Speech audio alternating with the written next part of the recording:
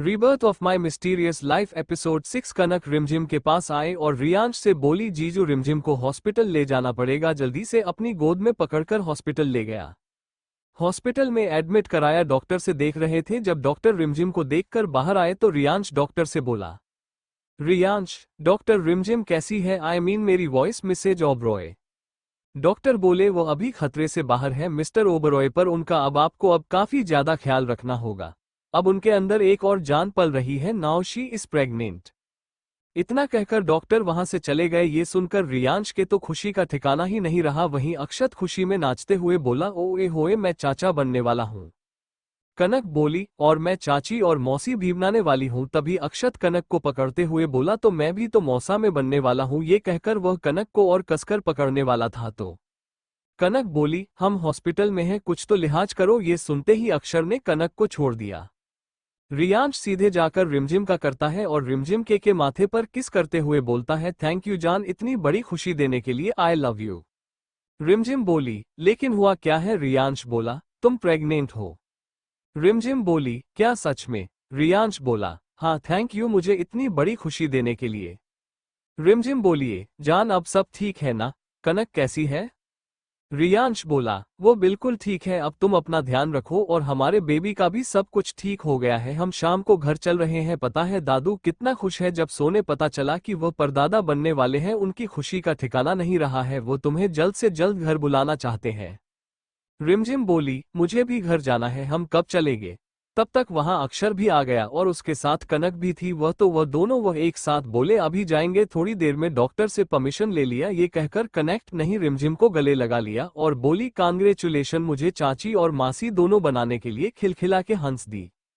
रिमझिम घर पहुंचे तो उसे देखा, जानकी जी आरती की थाली है खड़ी थी। उन्होंने रिमझिम की आरती की ओर से घर में आने के लिए कहा है। जैसे कि रिमझिम घर में आए तो उसने देखा कि पूरे घर को सजाया गया था और दादाजी ने खास सबको इंस्ट्रक्शन दिए थे कि आज से रिमझिम कोई काम नहीं करेगी। दादाजी रिमझिम के पास आए तो रिमझिम उनके पास होने के लिए आगे बढ़ी तो दादाजी ने उसे रोकते हुए कहा, नहीं बेटा, इस हालत में झुकते नहीं है, तुम इधर आओ, हमारे पास बैठो। नेता कहकर दादाजी ने उसे सोफे के पास बैठा दिया। जानकी जी रिमझिम की बलाइयां लेते हुए कहने लगी, आज से तुम घर का कोई काम नहीं करोगे, तुम्हें जो चाहिए होगा तो मैं बैठे बैठे ही मिलेगा। फिर खबरदार, अगर तुम कुछ भी करने के लिए उठी तो। ये सुनकर सब हंसने लगे।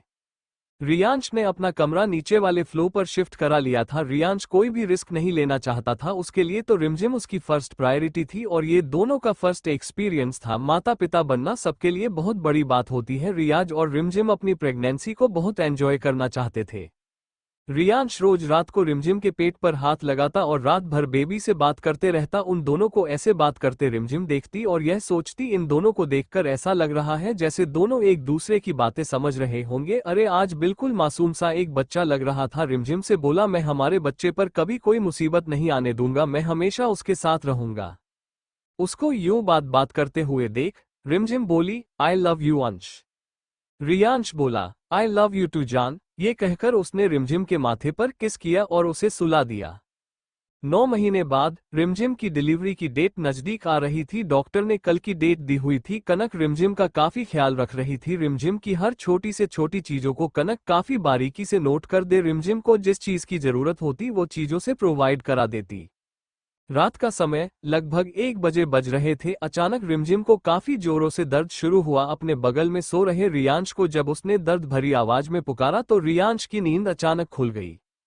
रिमझिम जोर से बोली, रियांश प्लीज उठो। रियांश उठा और जब उसने रिमझिम को इस हालत में देखा तो बोला, रियांश जान, तुम ठीक हो ना? रिमझिम बोली, नहीं, मुझे लगता है शायद टाइम आ गया, प्लीज हॉस्पिटल चले, बहुत दर्द हो रहा है। रियांश ने उसे उठाया और नीचे हॉल में लेकर चला गया। उसकी आवाज सुनकर सारे घर वाले और चुके थे। वहीं कनक रिमझिम का हॉस्पिटल बैग ले आई और वह तीनों रिमझिम को लेकर वहां से हॉस्पिटल की तरफ निकल रही है। दादाजी और जानकी जी थोड़ी देर बाद आने वाले थे। इस समय रिमझिम का पहुंचना ज्यादा जरूरी था। हॉस्पिटल पहुंचते ही सबसे पहले रिमझिम को एडमिट कराया गया। रियांश रूम के बाहर खड़ा था। आज रियांश को एक अजीब सी बेचैनी ने घेर रखा था। थोड़ी देर बाद हॉस्पिटल में किलकारी की आवाज गूंज उठी। डॉक्टर खुशी से बाहर आए और आते ही रियांश को उन्होंने कांग्रेचुलेशन कहा। डॉक्टर, कांग्रेचुलेशन मिस्टर ओबरॉय, बेटा हुआ है आपके घर। ये सुनते ही रियांश के दादाजी और रियांश काफी ज्यादा खुश हो गए। दादाजी ने डॉक्टर से कहा, और हमारी बहू कैसी है? डॉक्टर बोले जी वह भी बिल्कुल सही है, आप 15 मिनट बाद उनसे मिल सकते हैं, ये कहकर वहां से चले गए। आज सब बहुत खुश था। रियांश के दादाजी ने अपनी जेब से पैसे निकाले और वहां खड़ी नर्स को दे दिया और कहा कि पूरे हॉस्पिटल में मिठाई बांट दी जाए। 15 मिनट बाद सब रूम में गए। रिमझिम की नॉर्मल डिलीवरी हुई थी, डरने की बात नहीं थी, लेकिन फिर भी वीकनेस तो हो ही जाती है। जब रियांश ने अपने बच्चे को देखा तो उसकी आंखों से आंसू गिरने लगे। वो इतना ज्यादा इमोशनल हो चुका था कि उसको देखकर वहां पर हर कोई उसके इमोशंस को फील कर सकता था। दादाजी बोले, बिल्कुल तुम पर गया है, इसकी आंखें तुम्हारे जैसी है, उसका रंग बिल्कुल रिमझिम जैसा, ये तुम दोनों का कॉपी है। ये कहकर उन्होंने उस बच्चे की नजर उतारनी शुरू कर दी और नजर उतारकर वो पैसे अपने एक गार्ड से गरीबों में बांटने के लिए कह दिया। अगले दिन वो बेबी को लेकर घर आ गए। अक्षत और कनक ने पूरे घर को सजाया हुआ था, बल्लूस और छोटे छोटे खिलौने से पूरा हॉल सजा हुआ था। दादाजी ने एक बेबी रूम भी तैयार करवाया था। जब रिमझिम घर पहुंची तो उसने देखा कि घर को बहुत सुंदर तरीके से सजाया हुआ है। वो बहुत खुश थी। तभी दादाजी बोले, पंडित जी ने 12 दिन बाद नामकरण का मुहूर्त बताया है, तो आप लोग सोच लीजिए कि किसको क्या नाम रखना है, तो जो नाम सबसे अच्छा होगा हम वह नाम रखेंगे। तभी अक्षत बोला, दादू नाम तो रियांश भाई ने पहले ही सोच रखा है। ये सुनते ही सब रियांश की तरफ देखने लगे जैसे पूछ रहे हो कि क्या नाम रखा है। तभी रियांश बोला, आप लोगों को उसी दिन पता चल जाएगा, तब तक ये सरप्राइज है। ठीक है कहकर सब ठहाका लगाकर हंसने लगे। रात का समय, रियांश और रिमझिम का रूम। रिमझिम बेड पर बैठी हुई है और उसके बगल में उनका बेबी लेटा हुआ है। रियांश बेबी के साथ खेल कर रहा है तो वही रिमझिम रियांश को बड़े ही प्यार से निहार रही है। रिमझिम बोली, आई लव यू अंश। रियांश बोला, आई लव यू जान। रियांश बच्चे को पालना में सुलाता है और रिमझिम को कस के गले लगा लेता है। 11 दिन बाद घर में काफी चहल पहल थी। लावण्या शुभम के साथ आई हुई थी। इस बार शुभम की सारी फैमिली और उनके सारे फ्रेंड से आए हुए थे, जिनको आप सबने शादी में मिस किया। करण, रौनक, काशवी, स्नेहा, स्वरा और रुद्र। रुद्र और काशवी कोई अपनी 6 साल की बेटी के साथ आए हुए थे जिसका नाम अभिलाषा था। वहीं रौनक और स्नेहा अपने बेटे के साथ आए हुए थे, उनके बेटे का नाम मिहिर था। करण की शादी को अभी 2 महीने ही हुए थे। रिमझिम उनकी शादी में इसलिए नहीं जा पाई थी क्योंकि डॉक्टर ने उसे बेड रेस्ट कहा था। थोड़ी देर बाद पंडित जी ने नामकरण की रस्में शुरू की। पंडित जी ने नाम रखने के लिए कहा तो सब लोग रियांश की तरफ देखने लगे। तो रियांश बोला, हमारे बच्चे का नाम होगा रुद्रांश ओबरॉय। ये नाम सुनते ही सभी लोग काफी ज्यादा खुश हो जाते हैं।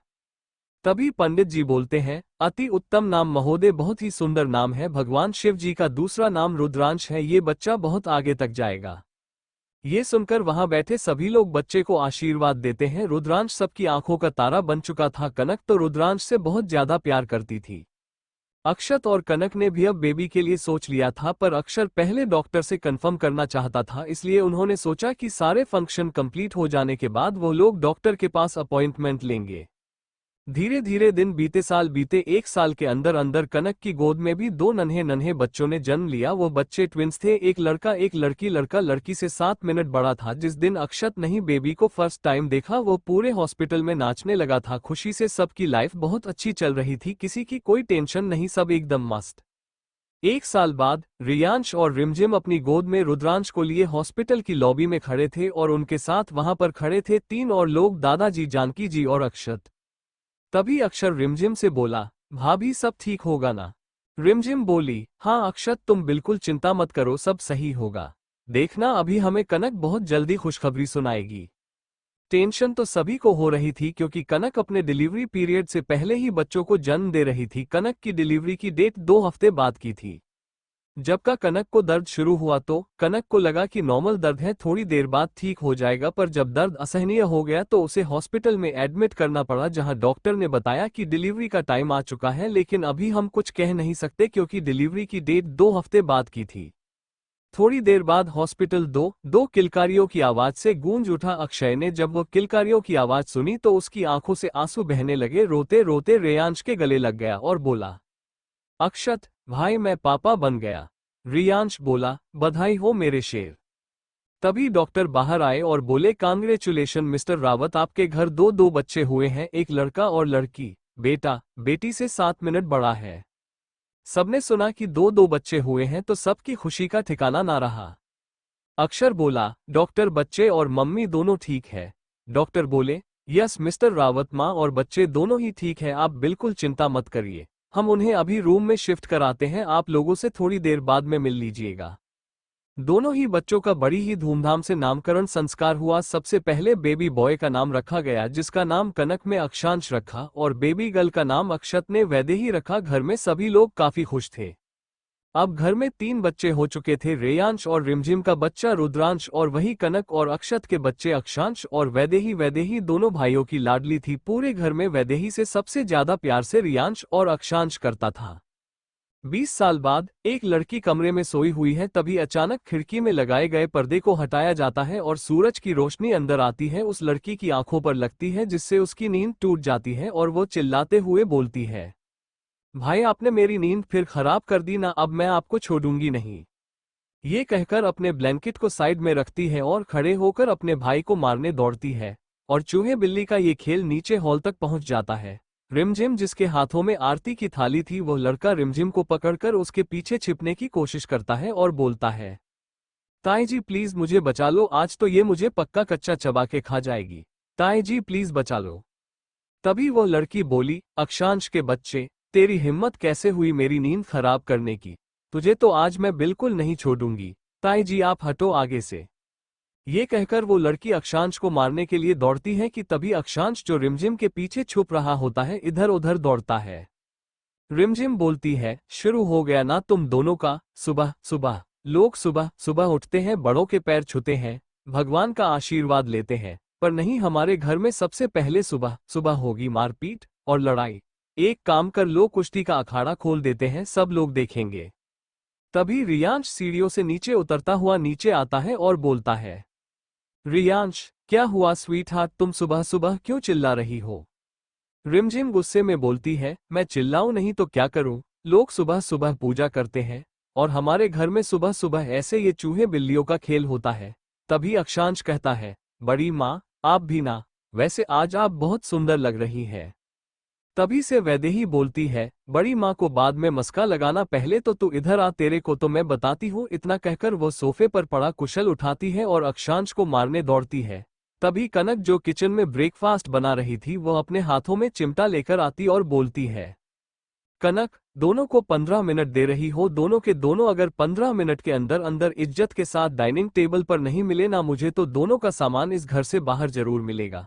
तुम दोनों के पास ठीक 15 मिनट है, जल्दी जाओ, दोनों रूम में फ्रेश होकर आओ। दोनों ने देखा कि अब उनकी सुपरमॉम आ चुकी है, जिससे बचना इम्पॉसिबल है, तो अपने रूम में जाने लगे। तभी वैदेही बोली, माँ सुबह सुबह कौन डांटता है। कनक बोली, तो बेटा सुबह सुबह कोई घर में चूहा बिल्ली का खेल नहीं करता है, चलो चुपचाप से अपने कमरे में जाओ और तैयार होकर नीचे आओ, तुम्हें कॉलेज जाना है शायद, और तुम दूसरे नवाब, तुमको भी कॉलेज जाना है। तभी वैदेही रिमझिम को गले लगाते हुए बोली, सबसे अच्छी तो मेरी बड़ी माँ है, आप तो मुझे प्यार ही नहीं करती हो। कनक बोली, बेटा अगर औलाद है तुम दोनों जैसी हो ना, तो वह काम भी चिमटा खाने वाले करती है। दोनों अपने पापा पर गए हैं। जैसे ही रियांश ने ये सुना, उसके मुंह से पानी बाहर आ गया। रियांश बोला, बिल्कुल सही बोला कनक। तभी कनक बोली, आप भी कुछ कम नहीं है जीजू, यह आप ही के लाड प्यार का नतीजा है जो ये दोनों इतना बिगड़ गए। तभी रिमझिम बोली, अब बोलो ना, बिल्कुल सही बोला तुमने कनक। बोलकर दोनों के दोनों हंसने लगे और वह तीनों एक दूसरे का मुंह देखने लगे। तभी कनक बोली, रिमझिम तेरी रुद्रांश से बात हुई। रिमझिम बोली, हाँ सुबह हुई थी, अक्षत दिन में पहुंच जाएगा और रुद्रांश पहले कंपनी जाएगा और फिर शाम को वापस आएगा। तभी कनक बोली, ये रुद्रांश को भी कंपनी के सिवा कुछ नहीं दिखता है। रिमझिम अपने हाथों में आरती की थाली लिए रियांश को आरती देते हुए बोली, हाँ दोनों बाप बेटे जैसे हैं, मेरी तो बात ही नहीं सुननी हुई। ये कहकर वो वहां से जाने लगी। रियांश ने रिमझिम की कमर को पकड़कर अपनी तरफ खींचा और बोला, रियांश तुम्हारी बात मानी तभी तो रुद्रांश आया ना। तभी कनक अपना गला हंसते हुए बोली, मैं भी हूं यहाँ। रियांश ने जब देखा कि कनक उनको देख रही है, रियांश ने रिमझिम को छोड़ दिया और सोफे पर बैठकर न्यूज़पेपर पढ़ने लगा। दूसरी तरफ लंदन में एक लड़का उम्र 22 साल हाथ में कॉफी का मग लिए लैपटॉप पर कुछ काम कर रहा है। तभी उसे एक कॉल आता है और वो रिसीव करता है। लड़का, गुड मॉर्निंग डैड, कैसे हो आप। दूसरी तरफ से रियांश की आवाज आए। रियांश बोला, गुड मॉर्निंग माय चाइल्ड, काम कैसा चल रहा है तुम्हारा। रुद्रांश बोला, बढ़िया डैड, हमारी मीटिंग सक्सेसफुल रही और मैं और चाचू इंडिया के लिए दिन में निकल जाएंगे यहाँ से, पर मैं थोड़ी देर में आऊंगा, ये हो सकता है शाम तक आओ। कंपनी में कुछ अर्जेंट काम भी है। तभी रियांश बोला, बेटा हर वक्त काम में डूबे रहना सही नहीं रहता है, मैं चाहता हूँ कि मेरा बेटा मेरा जैसा बनने पर इस मामले में नहीं जिसे काम के अलावा कुछ ना देखता हो।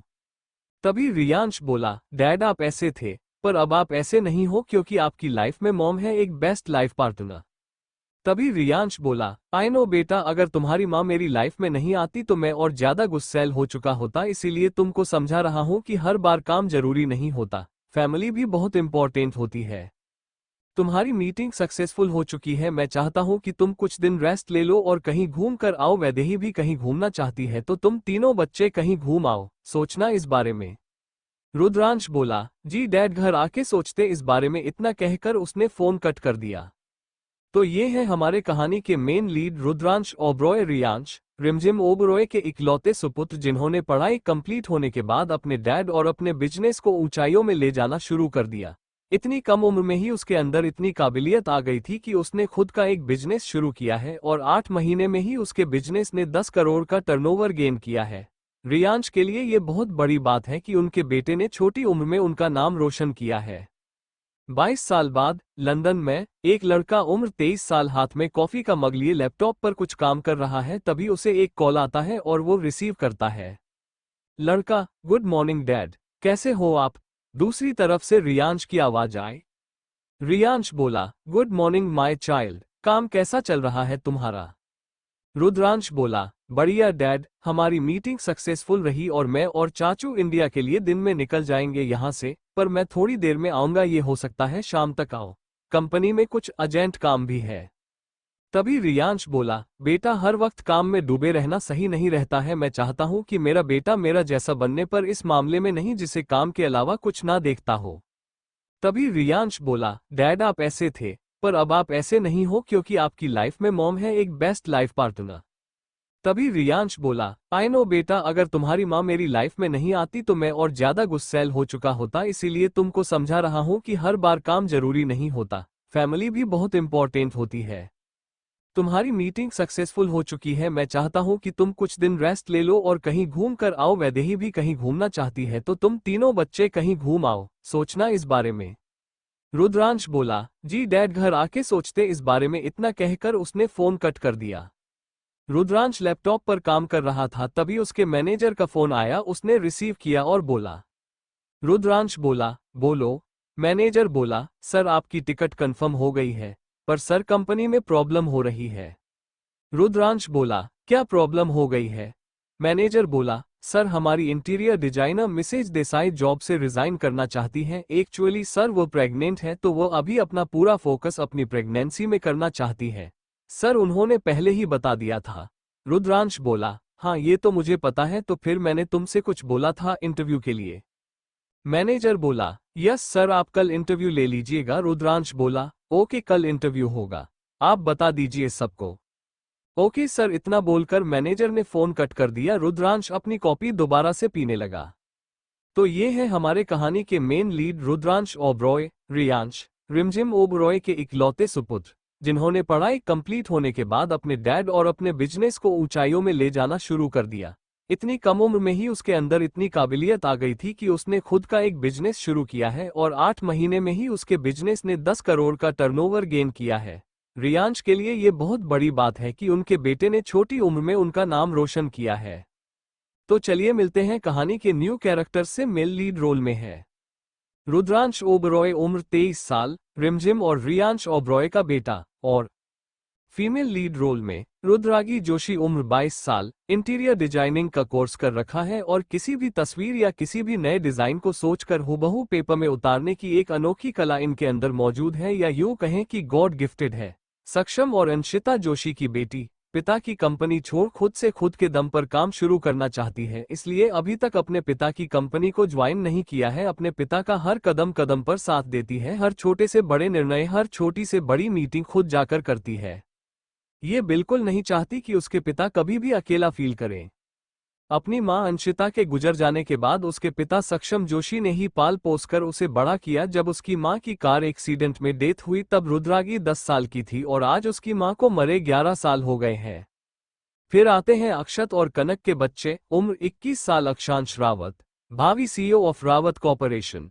अभी एमबीए की पढ़ाई करके अपने पिता के साथ कंपनी का काम भी धीरे धीरे संभाल रहा है। और फिर आती है वैदेही रावत, उम्र 21 साल, अक्षांश और रुद्रांश की छोटी बहन। दोनों की जान बसती है इसमें।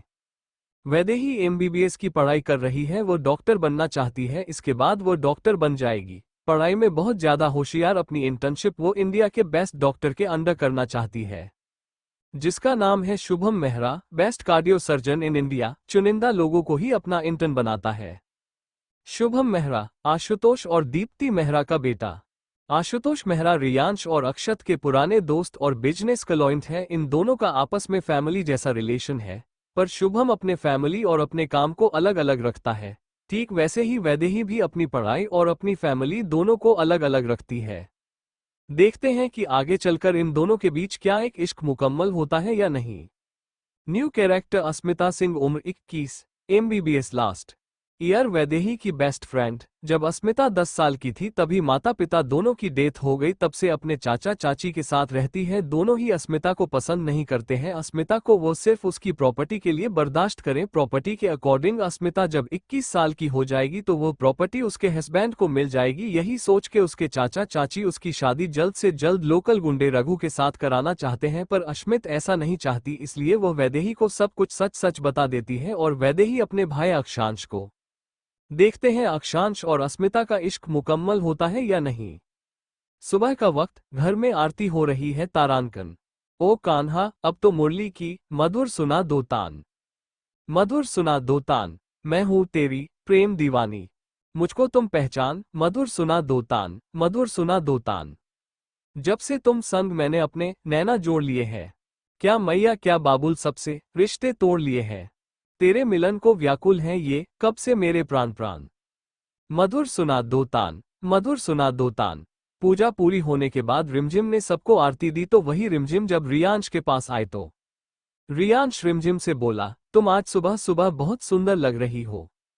रिमझिम बोली, कुछ तो शर्म कर लो। रियांश बोला, अजी शर्म काहे की, जब बीवी अपनी है, किसी और की बीवी को थोड़ी ना बोल रहा हूँ, अपनी बीवी को बोल रहा हूँ, शादी करके लाया हूँ मैं, ठीक है ना, तुम्हें प्यार करने का पूरा हक है मुझे। इतना कहकर तो रूम में जाने लगा और रिमझिम आरती की थाली मंदिर में रखकर जैसे ही किचन में जाने लगी।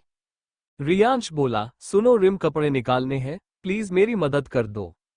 कनक बोली, जाओ जाओ, मन नहीं लगा तुम्हारे बिना, कपड़े निकाल कर आओ। ये कहकर वो हंसने लगी और रिमझिम को छेड़ने लगी उसे हंसते हुए देख। रिमझिम बोली, सुधर जा, बच्चे बड़े हो रहे थे पर तेरा बचपना नहीं गया अभी तक। कनक बोली, अच्छा जी, तुम्हारा पति करे तो रोमांस, मैं करूं तो बचपना। सही है बेटे, दोस्त दोस्त ना रहा है, हम लुट गए। तभी रिमझिम बोली, दोनों एक जैसे हो। कनक बोली, जीजा साली है, एक जैसे तो होंगी, जा बुला रहे तुझे जीजू। ठीक है कर कनक वहां से हंसते हुए किचन की तरफ चली गई और रिमझिम कमरे की तरफ। जैसे ही वो कमरे में आई उसे देखा कि रियांश अपने कपड़े ढूंढ रहा है। रिमझिम ने दरवाजा बंद किया और रियांश से बोली, रिमझिम क्या कर रहे थे आप नीचे। रियांश बोला, मैंने क्या किया। रिमझिम बोली, अच्छा जी मैंने क्या किया। रिमझिम, इतने भोले मत बनो, ठीक है ना, तुम क्यों छेड़ रहे थे मुझे। रियांश ने रिमझिम को उसकी कमर से पकड़ा और बोला, रियांश अजी अपनी बीवी को ही तो छेड़ रहा था और आज तुम बहुत ज्यादा खूबसूरत लग रही हो, चलो ना नहाने चलते हैं। रिमझिम बोली, मैं नहा चुकी हूँ, जाओ चुपचाप से नहा कर आओ। रिमझिम कुछ बोलती उससे पहले रियांश ने उसे उठाया और अपने साथ बाथरूम में ले गया। रिमझिम बोलती रह गई। रिहान रिमझिम को बाथरूम तक ले आया, उसे अपनी गोद से उतारते ही उसने शावर ऑन किया। वो दोनों के दोनों पानी में भीग रहे थे। रियांश बोला, आज तुम बहुत ज्यादा सुंदर लग रही हो। ये कहते हुए उसने रिमझिम के होठों को किस किया। रिमझिम बोली, जाने दो ना मुझे। रियांश बोला, नहीं इधर आओ तुम। ये कहकर उसने रिमझिम के गर्दन पर किस करना शुरू कर दिया। वो किस धीरे धीरे पैशनेट होती जा रही थी। उन दोनों को देखकर ऐसा लग रहा था जैसे वो दोनों एक दूसरे में खो रहे हैं। तभी दरवाजे पर दस्तक हुई। दरवाजा खटखटाते हुए वैदेही बोली, बड़ी माँ आप अंदर है। जैसे ही रियांश और रिमझिम में आवाज सुनी ऐसे ही रिमझिम शर्म के मारे डूबने लगी। उसे तो समझ नहीं आ रहा था कि वह क्या करे। वैदेही ने दरवाजे को अंदर की तरफ पुश किया तो दरवाजा खुल गया। बाथरूम से पानी गिरने की आवाज सुनाई दे रही थी। वैदेही बोली, बड़ी माँ आप अंदर है क्या? रिमझिम बोली, हाँ कुछ काम था। वैदेही बोली, हाँ देखो ना मेरा दुपट्टा खराब हो गया। रिमझिम बोली, मैं 10 मिनट में आती हूँ, तुम चलो अपने रूम में। वैदेही बोली, ठीक है। ये कहकर वैदेही वहां से अपने रूम में चली गई। वहीं रिमझिम कपड़े पहनकर बाथरूम से बाहर निकल आए। रियांश अपने सर पर हाथ फेरते हुए मुस्कुराने लगा और बोला, आई लव यू मेरी जान। थोड़ी देर बाद सभी लोग ब्रेकफास्ट के लिए डाइनिंग टेबल पर आ गए थे। तभी अक्षत बोला, तभी रुद्रांश कहाँ है? कनक बोली, जनाब सुबह ही निकल गया, कंपनी को कह रहे थे एक अर्जेंट मीटिंग है, नाश्ता वही कर लेंगे, हमारी तो कुछ सुननी नहीं है इसको। रिमझिम बोली, जाने क्या होगा मेरे लाल का, बस जब देखो काम काम। तभी रिमझिम अपनी आंखें मटकाते हुए रियांश की तरफ देखते हुए बोली, रिमझिम सुनो, अगर इसकी हरकतें तुम्हारे जैसी हुई ना तो तुम कल से तैयार रहना। रियांश बोला, किस चीज के लिए तैयार रहना है मुझे? रिमझिम बोली, मेरे रूम से बाहर निकलने के लिए। तुम बाप बेटे दोनों एक साथ उसी के रूम में रहना, 2 दिन का टाइम दे रही हूँ दोनों को। फिर 2 दिन में तुम्हारा लड़का नहीं सुधरा ना, फिर मैं सुधार लूंगी दोनों को। वैदेही और अक्षांश बड़ी माँ और बड़े पापा के मजे ले रहे थे। अक्षांश बोला, पर बड़ी माँ बड़े पापा को क्यों निकाल रही हो? रियांश बोला, वाह मेरे शेर, आपकी ना तूने मेरे फेवर में बात। रिमझिम बोली, ताकि दोनों बाप बेटे समझ जाएंगे, अगर नहीं सुधरे उनको घर से भी बाहर निकाल सकते हैं। ये सुनकर अक्षांश जोर जोर से हंसने लगा और अक्षत बोला, अक्षत गुड आइडिया भाभी, मैं आपके साथ हूँ। तभी कनक बोली, अक्षांश बेटा तुमने भी अगर मन लगाकर पढ़ाई पर ध्यान नहीं दिया ना तो तुम्हारे साथ भी यही हो सकता है। तभी अक्षांश रोनी सूरत बनाते हुए बोला, हद है, मतलब बात तो यहाँ भाई की चल रही थी ना, तो मुझे क्यों बीच में लाया जा रहा है? मुझे मजे भी नहीं लेने दे रहे। कनक बोली, वो क्या है ना बेटा जी, अच्छा नहीं लग रहा था ना, एक ही भाई के मजे लिए जा रहे हैं। तभी अक्षांश बोला, पर भाई का साथ करने के लिए ताऊ जी तो है ना? ताई जी ने कहा, ताऊ जी को रूम से बाहर निकाल दिया, ताऊ जी तो भाई के साथ सो जाएंगे, मैं कहाँ सोऊंगा? तभी वैदेही बोली, भाई आपके लिए मैंने बहुत अच्छी जगह सोच रखी है। अक्षांश बोला, अच्छा कहाँ पर बता तो। वैदेही बोली, गार्डन में मच्छरों के साथ। अक्षांश बोला, वैदेही की बच्ची, तुझे तो मैं छोड़ूंगा नहीं, ये कर। वहां सब लोग खिलखिलाकर हंस उठे। तभी रिमझिम बोली, ना जाने क्या लिखा है मेरे बच्चे की किस्मत में। रियांश बोला, जोर चिंता मत करो, जैसे तुम मेरे पास आए हो हमारे बच्चे को भी कोई ना कोई मिल जाएगी जो उससे बहुत प्यार करेगी, जो उसे बदल कर रख देगी। तभी कनक बोली, हाँ जीजू आप सही कह रहे हो। सब लोगों ने अपना नाश्ता समाप्त किया और सब लोग अपने अपने काम पर चले गए। दूसरी तरफ जोशी विला, सक्षम जोशी रूम में आते हैं और देखते हैं कि रुद्रागी रात को काम करते करते ही बेड पर सो गई थी। लैपटॉप साइड में पड़ा हुआ है और फोन बेड के कर किनारे। तभी वो बेड के पास आते हैं और रुद्रागी के सर पर हाथ फेरते हुए बोलते हैं, सक्षम जी गुड मॉर्निंग प्रिंसेस, चलो उठ जाओ, आज इंटरव्यू पर जाना है। रुद्रागी बोली, गुड मॉर्निंग डैड, प्लीज सोने दो ना थोड़ी देर। सक्षम जी बोले, बेटा उठ जाओ, चलो इंटरव्यू के लिए लेट हो जाओगे, कि तुम्हारी जिद है ना, तुम्हें अलग से काम करना है, चलो उठो लेट हो जाओगी। रुद्रागी आंख मलते हुए उठती है और अपनी डैड को गले लगाते हुए गुड मॉर्निंग विश करती है। थोड़ी देर बाद रुद्रागी इंटरव्यू के लिए निकल गई। आज उसने पिस्टल क्रीम कलर की ड्रेस पहनी हुई थी, काफी ज्यादा सुंदर और सिंपल लग रही थी। मेहता इंटीरियर लिमिटेड, आज रुद्रागी का इंटरव्यू था। जब वो जॉब इंटरव्यू देने पहुंची तो उसने देखा वहां काफी लोग आए हुए हैं। तभी उसमें से कुछ लोग आपस में बात कर रहे थे।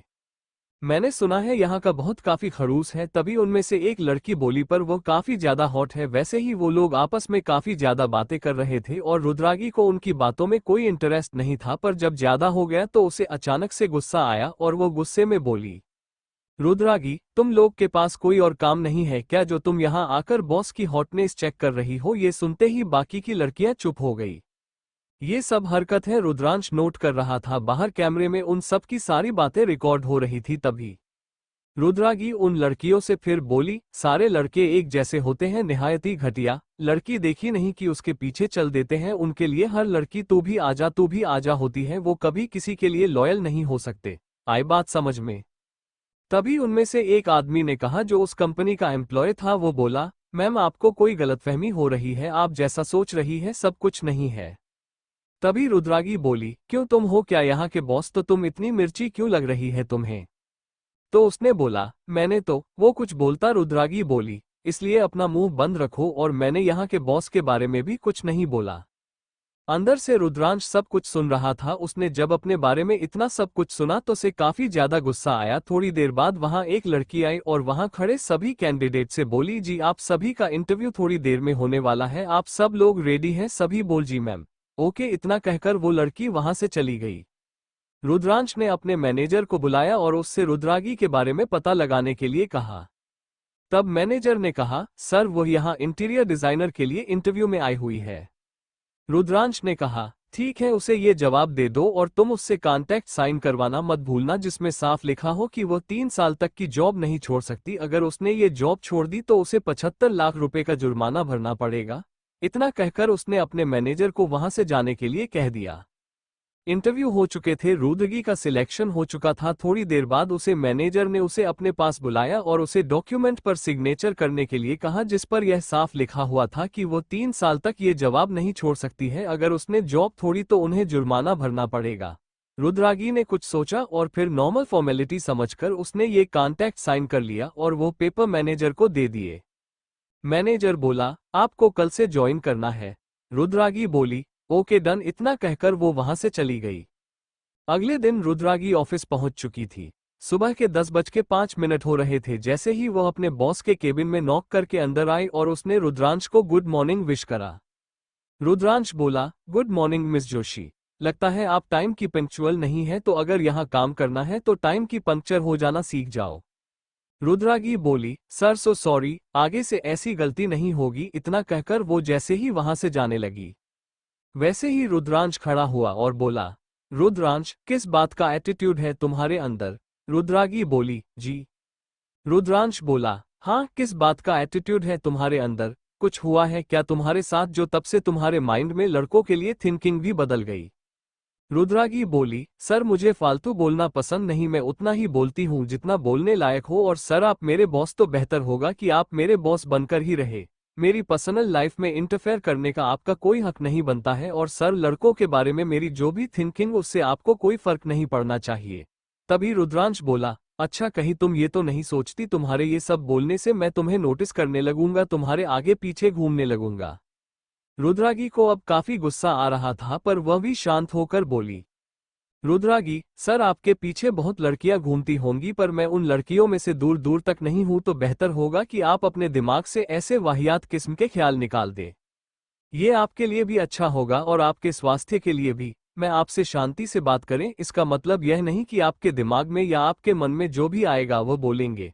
बोलना और जवाब देना मुझे भी बहुत अच्छे से आता है। आप मेरे बॉस हैं इसलिए मैं आपकी रिस्पेक्ट करती हूँ और रिस्पेक्ट तब तक होगी जब तक आप अपनी हद में रहेंगे।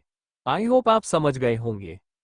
रुद्रांश को अब बहुत गुस्सा चुका था। वो रुद्रागी की तरफ बढ़ते हुए बोला, रुद्रांश मिस जोशी शायद आप भूल रही हैं यह मेरा ऑफिस है और आप मेरे ऑफिस में खड़ी हुई हैं और मैं लड़कियों के पीछे नहीं, लड़कियां मेरे पीछे भागती हैं। मेरा नाम ही काफी है लड़कियों को अपने पीछे भगाने के लिए।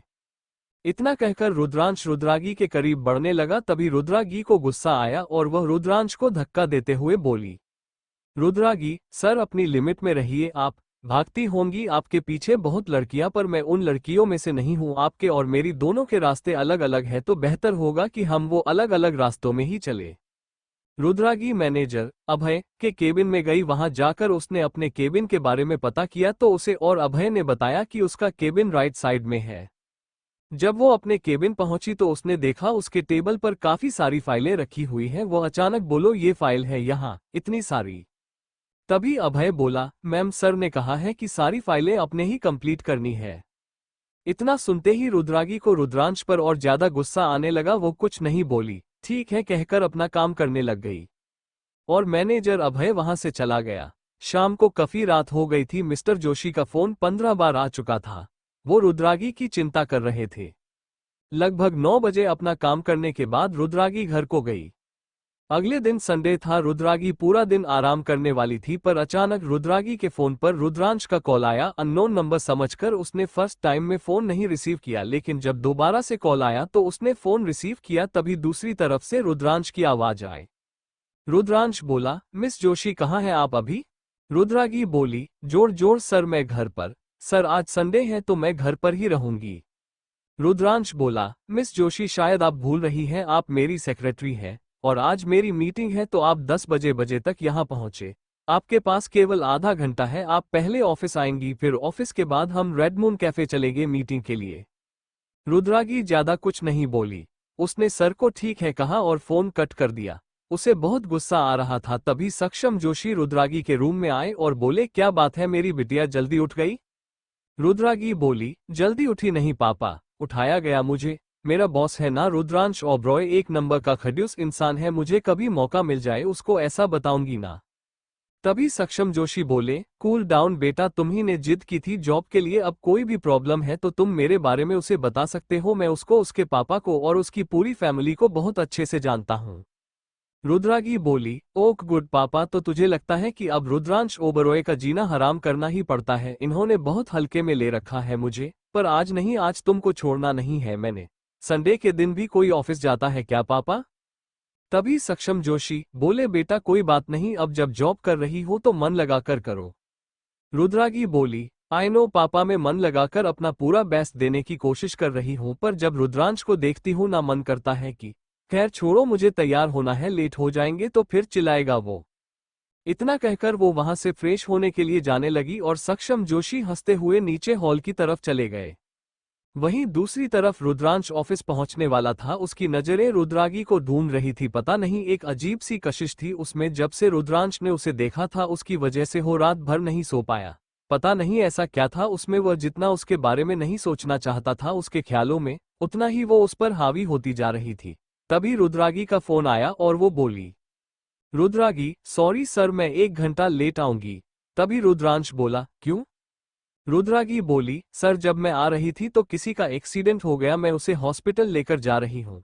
प्रेग्नेंट लेडी है, अब मुझे नहीं लगता कि किसी की जिंदगी से ज्यादा आपकी मीटिंग जरूरी है। आप मीटिंग अकेले हैंडल कर सकते हैं, मैं आपको 1 घंटे बाद ज्वाइन कर लूंगी। सॉरी सर, इंसानियत के नाते मेरा फर्ज है ये। उसने रुद्रांश की कोई बात नहीं सुनी और उसने फोन कट कर दिया। रुद्रागी को पता था कि अगर उसने रुद्रांश की कोई बात सुनी तो रुद्रांश उसे या तो डांटेगा या फिर से कोई लेक्चर सुनाएगा, और अभी वो रुद्रांश की कोई भी बात सुनने के मूड में नहीं थी। रुद्रांश को एक तरफ से अच्छा भी लग रहा था और एक तरफ से बुरा भी। रुद्रांश रुद्रागी को देखना चाहता था, तो फिर कुछ सोचकर वो वहां से रेड मून कैफे अकेले ही चला गया। रुद्रांश कैफे पहुंच गए, मीटिंग होल्डर्स के साथ मीटिंग कर रहा था, पर उसकी नजरें और उसका दिमाग तो कहीं और ही गया हुआ था। उसकी नजरें बार बार रुद्रागी को ढूंढ रही थी और दिमाग भी रुद्रागी पर गया हुआ था। तभी उसकी फोन पर किसी की कॉल आई और वो कॉल रिसीव करने के लिए एक्सक्यूज मी में कहकर वहां से बाहर चला गया। दूसरी तरफ से रुद्रागी अपने फोन पर अपने पापा से बात करते करते आ रही थी। उसने हॉस्पिटल में अपने पापा को भी बुला लिया था। उस लेडी की फैमिली जब तक नहीं आती तब तक उसके पापा वहां सब कुछ हैंडल कर रहे थे। रुद्रागी की इम्पोर्टेंट मीटिंग थी, इसीलिए वो जल्दबाजी में वहां से चली गई। तब भी वो अपने फोन पर अपडेट ले रही थी। उसके बाप ने बताया कि अभी डॉक्टर से कुछ कह नहीं सकते क्योंकि बच्चा पेट में पूरी तरीके से घूम चुका है और उस लेडी के घरवाले ऑन द वे हैं। रुद्रागी का पूरा ध्यान फोन पर था। तभी उसे सामने से आता हुआ रुद्रांश नहीं दिखा, वही रुद्रांश का ध्यान भी फोन पर था। वह किसी से बात कर रहा था। अचानक दोनों के आमने सामने आने से एक दूसरे की टक्कर हो पड़ी। रुद्रागी गिरती उससे पहले रुद्रांश ने उसे संभाल लिया। दोनों ही इस टक्कर से संभल नहीं पाए, रुद्रांश और रुद्रागी की। तभी वहां कैफे पर खड़े किसी एक आदमी ने फोटो क्लिक कर ली। रुद्रांश को हर कोई पहचानता था, वही रुद्रागी की कंपनी भी किसी जानी मानी कंपनी में से एक थी और दोनों ही फैमिली आपस में बहुत अच्छे रिलेशनशिप में थे। लेकिन रुद्रागी रुद्रांश को नहीं जानती थी और ना ही रुद्रांश रुद्रागी को जानता था, क्योंकि रुद्रागी अपनी स्टडी के लिए आउट ऑफ इंडिया गई हुई थी।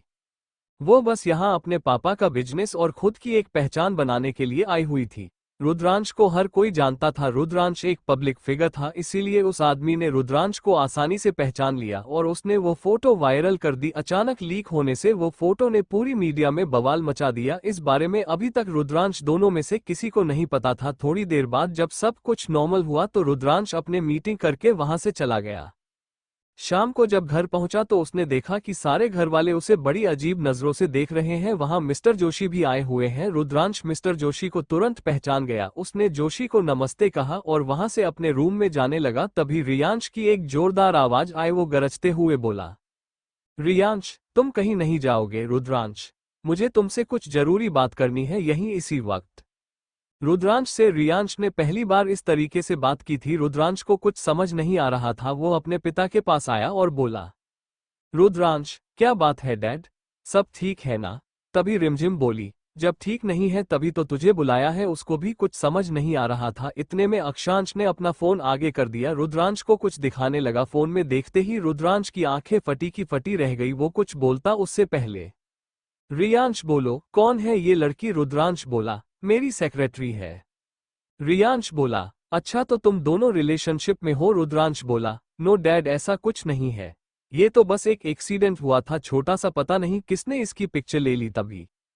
रियांश बोला, हमें कुछ नहीं पता, लेकिन मीडिया ने इस बात को बढ़ा चढ़ाकर बोल रखा है। रुद्रांश कुछ नहीं बोल पा रहा था। वो बिना कुछ बोले ही वहां से अपने रूम में चला गया। नीचे रियांश और सक्षम जोशी दोनों ही बैठे हुए थे। अचानक से सक्षम के फोन पर उसके मैनेजर का फोन आया। वो बोला, सर, कंपनी के शेयर गिरते जा रहे हैं, ऊपर से मैडम की ऐसी फोटो ने बवाल मचा दिया है, तो कुछ समझ नहीं आ रहा, प्लीज आप मैडम से बात करिए, मैडम का फोन स्विच ऑफ जा रहा है। इतना सुनते ही सक्षम जोशी को कुछ समझ नहीं आया। उनकी सांसें ऊपर नीचे होने लगे। वो जोर जोर से सांस ले रहा था। तभी रियांश डरते हुए बोला, सक्षम तो ठीक है ना? सक्षम के मुंह से आवाज नहीं निकल रही थी। वो अपने दिल पर हाथ रखते हुए था।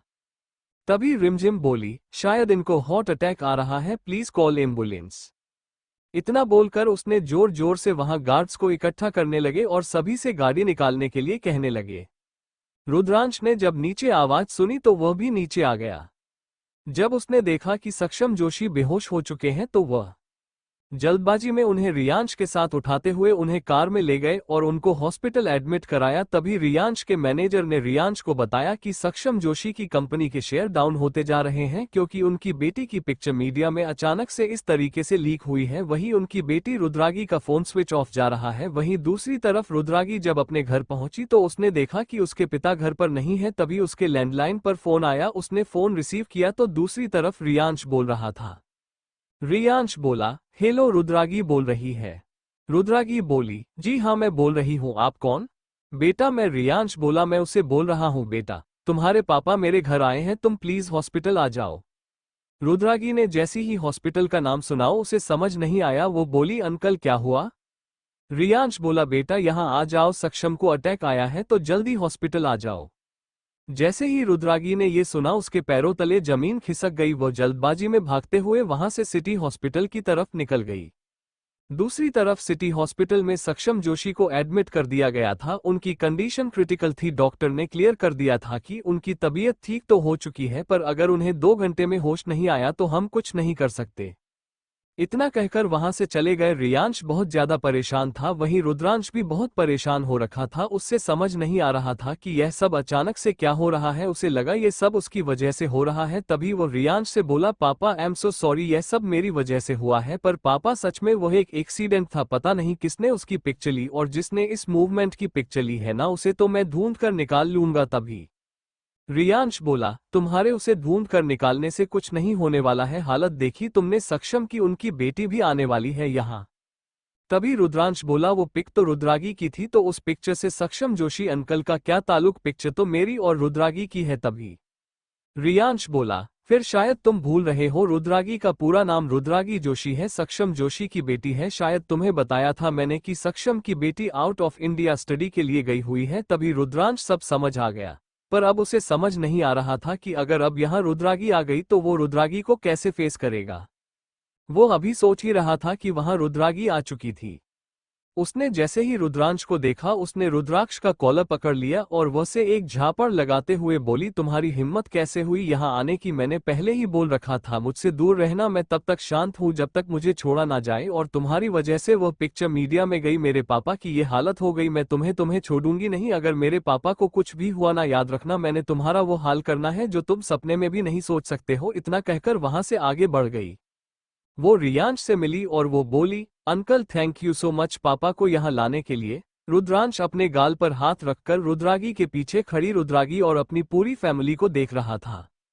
उसकी फैमिली अपनी आंखों को बड़ी करके रुद्रागी, रुद्रांश और रियांश तीनों को देख रही थी, जैसे सोच रही हो पता नहीं आप कौन सा तूफान आने वाला है, क्योंकि रियांश के सामने रुद्रागी ने रुद्रांश को एक थप्पड़ तो मार दिया था। तभी रियांश शांत होकर बोला, बेटा सक्षम की तबीयत ठीक है, तुम टेंशन मत लो, थोड़ी देर में होश आ जाएगा। तभी रुद्रागी बोली, अंकल आप चिंता मत करिए, अब आप घर जाएं, मैं देख लूंगी यहाँ। तभी रुद्रांश बोला, क्या देखोगी तुम अकेले? उसके बोलते ही रुद्रागी का गुस्सा और ज्यादा बढ़ गया। वो गुस्से में बोली, जब मैं तुमसे बात ही नहीं करी तो तुम फालतू में क्यों बोल रहे हो? एक मिनट हो, तुम क्यों हो यहाँ? ये सब तुम्हारी वजह से हुआ है, देखकर नहीं चल सकते थे। मैंने बोला था कि मैं आज नहीं आ सकती, पर नहीं, तुम्हारी जबरदस्ती थी मुझे बुलाना। एक बात बताओ, किस चीज का बदला ले रहे हो तुम? रुद्रांश कुछ नहीं बोल रहा था, वह बिल्कुल चुप था। तभी रियांश बोला, बेटा शांत हो जाओ, तुम्हारे पापा बिल्कुल ठीक है। रुद्रांश तुम घर जाओ, घर जाकर बात करते हैं इस बारे में। रुद्राकी को समझ नहीं आ रहा था कि रियांश रुद्रांश से इतने प्यार से क्यों बात कर रहे हैं और उसे घर जाने के लिए क्यों कह रहा है। तभी रुद्रागी बोली, अंकल क्या आप एक दूसरे को जानते हैं? रियांश बोला, हाँ बेटा।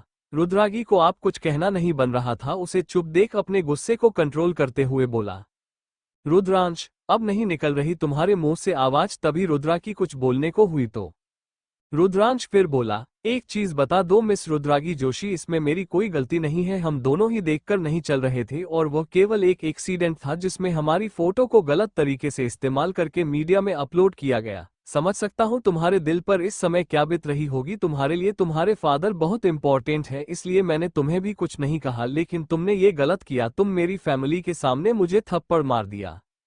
रुद्रागी बोली, लिसन अगर तुमने और फालतू बकवास की ना तो मुझसे बुरा कोई नहीं होगा, इसलिए अच्छा होगा यहाँ से निकालो। रुद्रांश को अब गुस्सा आ गया था, वो रुद्रागी के हाथों को मरोड़ते हुए गुस्से में बोला, रुद्रांश मैं बिल्कुल तमीज से बात कर रहा हूँ, इसका मतलब ये थोड़ी ना है कि तुम बदतमीजी करोगी। मैं माफी मांग रहा हूँ ना उस चीज के लिए, जबकि यहाँ पर तो मेरी गलती नहीं है। तभी रुद्रांश ने देखा कि रियांश उसे घूर घूर कर देख रहा है। तभी रुद्रांश ने रुद्रागी का हाथ छोड़ा और रियांश की तरफ देखते हुए बोला, सॉरी डैड। इतना कहकर वह हॉस्पिटल से चला गया। वही रुद्रागी ने जब डैड शब्द सुना तो उसके पैरों तले जमीन खिसक गई और सोच रही थी कि रुद्रांश रियांश अंकल का बेटा है। वो अपनी आंखों को बड़ा करते हुए पीछे की तरफ मुड़ी। रुद्रागी बोली, अंकल सॉरी, मुझे नहीं पता था वो आपका लड़का। वो कुछ कहती रियांश बोला, कोई बात नहीं बेटा, तुम इस समय गुस्से में हो। रुद्रांश ने ठीक कहा, इसमें गलती तुम दोनों की किसी की नहीं है, लेकिन इस समय तुम्हारी कंपनी में होना ज्यादा जरूरी है। इसे जाओ, तुम कंपनी में तुम्हारे होल्डर की मीटिंग शुरू होने वाली है, रुद्रांश तुम्हारे साथ आएगा। मेरे रुद्रांश को बता दिया है कि उसे क्या करना है, और बेटा भरोसा करो मेरा, मैंने जो सोच रखा है वो सही है, तुम्हारे लिए भी, तुम्हारी कंपनी के लिए भी, रुद्रांश के लिए भी और उसकी कंपनी के लिए भी।